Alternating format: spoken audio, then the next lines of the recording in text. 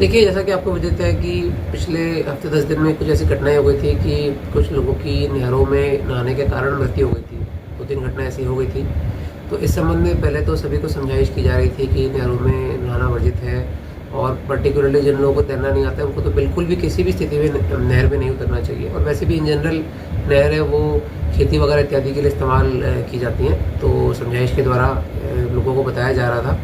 अब हमने इसमें 163 बीएनएसएस जो पहले 144 सीआरपीसी हुआ करता था, उसके आदेश भी जारी करवा लिए हैं और ये अभी क्रिमिनल ऑफेंस है।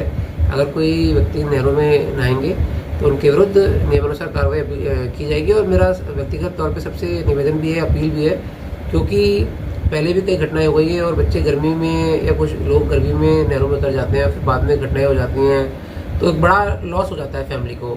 तो इस प्रकार की चीज़ों से बचें। बिल्कुल, हमने टिकरी पैरा के लिए भी जो सरपंच वगैरह हैं, गाँव के मौजूद व्यक्ति हैं, उनसे बात भी करी है। क्योंकि वैसे तो पुलिस की अपनी जो राइडर पीसीआर वो पेट्रोलिंग करती हैं, बट क्योंकि इलाका काफ़ी बड़ा होता है और नहर काफ़ी लंबी होती है, तो हर जगह मतलब पुलिस की डिप्लॉयमेंट करना थोड़ा मुश्किल हो जाता है। और गांव के अगर लोग रहते हैं तो वो जानते हैं कि कौन व्यक्ति कहाँ पर है, कब आ रहा है, कब जा रहा है, उनकी भी पूर्ण मदद ली जा रही है।